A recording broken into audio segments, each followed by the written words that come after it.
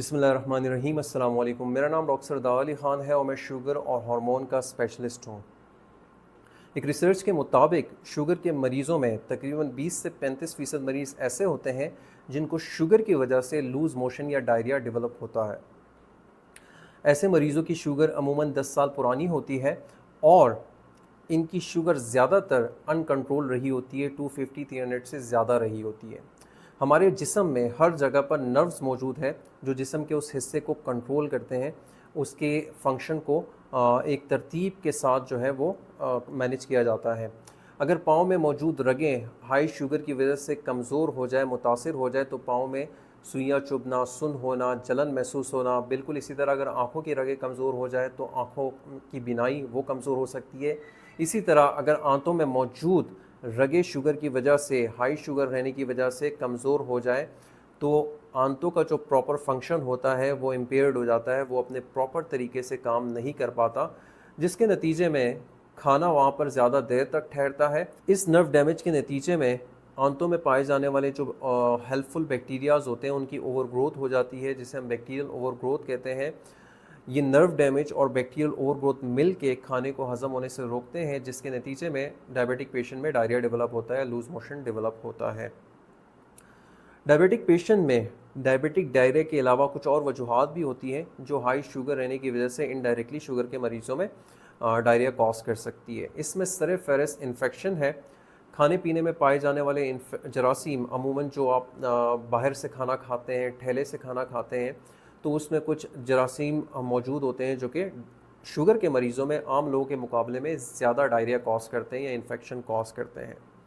Type 1 diabetic patient वो मरीज़ जिनको कम उम्र में शुगर का मर्ज़ लाहक हुआ हो और शुगर कंट्रोल करने के लिए उनको इंसुलिन रिक्वायर्ड होती है, तो ऐसे मरीज़ों में आंतों की एक बीमारी पाई जाती है जिसे हम सीलिएक डिजीज़ कहते हैं। हमारे रोटी में एक प्रोटीन होता है जिसे हम ग्लूटिन कहते हैं। तो सीलिएक डिजीज़ में ग्लूटिन के अगेंस्ट आंतों में एक समझे कि एलर्जी डेवलप हो जाती है। जब भी पेशेंट रोटी खाएगा तो उसकी वजह से उनको डायरिया डेवलप होता है, लूज़ मोशन डेवलप होता है। और अगर इनकी खुराक से रोटी या गंदम को निकाल दिया जाए तो पेशेंट उसकी जो डायरिया है वो इम्प्रूव हो जाता है, सेटल हो जाता है। तो ऐसी बीमारी को हम सीलिएक डिजीज़ कहते हैं और ये एक ऑटो इम्यून डिजीज़ है। जो तीसरी अहम वजह है डायबिटिक पेशेंट में डायरिया की, उसे हम पैंक्रियाटिक एक्सोक्राइन इनसफिशेंसी कहते हैं। पैंक्रियास के दो फंक्शन होते हैं, एक को एक्सोक्राइन कहते हैं जिसमें पैंक्रियास कुछ हाजमे के लिए एंजाइम बनाता है, दूसरे को एंडोक्राइन कहते हैं जिसमें पैंक्रियास शुगर को कंट्रोल करने के लिए कुछ हार्मोन बनाता है जिसके इंसुलिन और ग्लूकागोन। शुगर के मरीज़ों में तकरीबन 20 से 35% मरीज़ों में पैंक्रियाटिक एक्सोक्राइन इनसफिशेंसी हो सकती है, जिसके नतीजे में हाजमे के एंजाइम नहीं बन पाते और ऐसे मरीज़ों में जो खाने में मौजूद फैट्स होता है उसकी एब्जॉर्प्शन नहीं हो पाती और जो पखाने होते हैं वो ऑयल या ग्रीस की तरह जो है वो पतले पखाने इन पेशेंट में डेवलप होते हैं। चौथी बड़ी वजह लैक्टोज इंटॉलरेंस है। दूध में पाए जाने वाला कार्बोहाइड्रेट लैक्टोलोज, उसको हज़म करने के लिए आंतों में एक एंजाइम होता है जिसे हम लैक्टेज कहते हैं। ऐसे मरीज़ जिनमें लैक्टेज की डिफिशेंसी हो तो ऐसे मरीज़ों को मिल्क की वजह से, डेयरी प्रोडक्ट की वजह से डायरिया डेवलप होता है। उनकी आंतें जो है वो दूध या डेयरी प्रोडक्ट्स को हज़म नहीं कर पाती। पांचवी बड़ी वजह शुगर के मरीज़ों में कुछ अद्वियात हैं वो जो शुगर के मर्ज़ में वो इस्तेमाल करते हैं जिसकी वजह से डायरिया हो सकता है। इसमें सर फहरस्त जो ड्रग होती है, दवाई होती है, उसे हम ग्लूकोफेज या मेटफॉर्मिन कहते हैं। 100 में से 10% लोगों में जो मेटफॉर्मिन पे हों, ग्लूकोफेज ले रहे हों, तो उन लोगों में ग्लूकोफेज की वजह से डायरिया हो सकता है। DPP-4 जो एक दवाई है, सीटाग्लिप्टिन, लीनाग्लिप्टिन, विल्डाग्लिप्टिन, इसकी वजह से कुछ लोगों में तकरीबन 1 से 5% लोगों में डायरिया हो सकता है।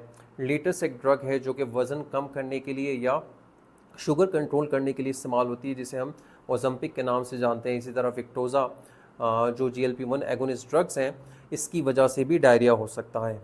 बड़े कम लोगों में कोलेस्ट्रॉल कम करने वाली दवाई स्टैटिन की वजह से डायरिया हो सकता है। इन तमाम डायरिया के बरअक्स जो डायबिटिक डायरिया होता है या शुगर की वजह से जो डायरिया डेवलप हुआ होता है, उसमें ये डिफरेंस होता है कि डायबिटिक डायरिया में पतले पानी की तरह बहाने आते हैं जिसमें अमूमन कोई फॉल स्मेलिंग या बदबू नहीं होती और उसमें एब्डोमिनल पेन यानी आंतों में मरोड़ वगैरह नहीं उठता। डायबिटिक डायरिया को दीगर वजूहात से डिफ्रेंशिएट करना या एक्सक्लूड करना इंतहाई ज़रूरी है। चूँकि डायबिटिक डायरिया एक लाइफ लॉन्ग और प्रोग्रेसिव बीमारी है और जो दीगर दूसरी वजूहात है डायरिया की, उसे अगर आप तशख़ीस करके मैनेज कर लें तो ज़्यादातर वजूहात जो हैं बिल्कुल ठीक हो जाती है, डायरिया मुकम्मल सेटल हो जाता है। लेकिन डायबिटिक डायरिया को आप मैनेज कर सकते हैं, मुकम्मल ख़त्म नहीं कर सकते। अब हम बात करते हैं कि डायबिटिक डायरिया आपका मौलिज कैसे तशख़ीस करता है। तो सबसे पहले बात करते हैं कि अगर किसी पेशेंट को डायबिटीज़ के मर्ज़ में लूज़ मोशन डेवलप हो रहे हैं, तो आपका मौलिज आपका स्टूल आरी कराता है, आपके बड़े पखाने का टेस्ट कराता है, ये चेक करने के लिए कि इसमें कोई जरासीम या बैक्टीरियाज तो मौजूद नहीं है। इसके साथ साथ अगर किसी पेशेंट को सीलिएक डिज़ीज़ है, वो टाइप 1 डायबिटिक पेशेंट जिनको सीलिएक डिज़ीज़ है, सीलिएक डिज़ीज़ की वजह से डायरिया हो रहा है, तो कुछ खून के टेस्ट होते हैं जिसे एंटीबॉडी टेस्ट कहते हैं, उसकी मदद से सीलिएक डिज़ीज़ जो है वो तशख़ीस की जा सकती है। इसके साथ साथ अगर किसी को पैंक्रियाटिक एक्सोक्राइन इनसफिशेंसी है, तो स्टूल में एक एंजाइम चेक किया जाता है जिसे फीकल इलास्टेस कहते हैं। अगर स्टूल में इस एंजाइम की कमी हो तो ये रिफ्लेक्ट कर रही होती है, ज़ाहिर कर रही होती है कि पैंक्रियाज जो है वो उसका एक्सोक्राइन फंक्शन वीक है, वो एंजाइम नहीं बना पा रहा जो खाने के हाजमे के लिए बहुत ज़रूरी होते हैं। जो लैक्टोज़ इंटॉलरेंस है या जो दवाइयों की वजह से डायरिया कॉज हो रहा होता है, तो अमूमन हिस्ट्री की मदद से आपका मौलिज इसको तशख़ीस करता है, इसको मालूम करता है। अगर इनमें से कोई वजूहात मौजूद ना हो तो डायबिटिक पेशेंट में डायबिटिक डायरिया को लेबल किया जाता है कि इनको जो लूज़ मोशन हो रहा है वो डायबिटीज़ की वजह से हो रहा है। अब हम बात करते हैं कि डायबिटिक डायरिया या लूज़ मोशन को अब हम बात करते हैं कि डायबिटिक डायरिया को कैसे ट्रीट किया जाता है। देखें, ऐसे शुगर के मरीज़ जिन लोगों की शुगर जो है वो वेल कंट्रोल रही होती है, उन लोगों की जो उनका जो HbA1c है वो लेस देन 7 रहता हो और उनकी जो फास्टिंग शुगर है वो 130 से नीचे हो, रैंडम ब्लड शुगर 180 से ज़्यादा ना बढ़े, तो ऐसे शुगर के मरीज़ों को किसी किस्म की कोई पेचीदगी का ख़तरा नहीं होता। उनको शुगर की दीगर पेचीदगियों के साथ साथ डायबिटिक डायरिया डेवलप होने का ख़तरा तकरीबन नामुमकिन होता है। लेकिन ऐसे वो मरीज़ जिन लोगों को डायबिटिक डायरिया दीगर पेचीदगियों के साथ साथ डेवलप हो जाए, तो ऐसे मरीज़ों को कुछ एहतियाती तदाबीर को अपनाना चाहिए। सबसे पहली बात, खाना खाने से पहले अच्छी तरह हाथ को साफ़ करना चाहिए। हमेशा पानी उबला हुआ साफ़ सुथरा पीना चाहिए। रेस्टोरेंट्स, ढाबे और ठेले के खाने से इज्तनाब करना चाहिए।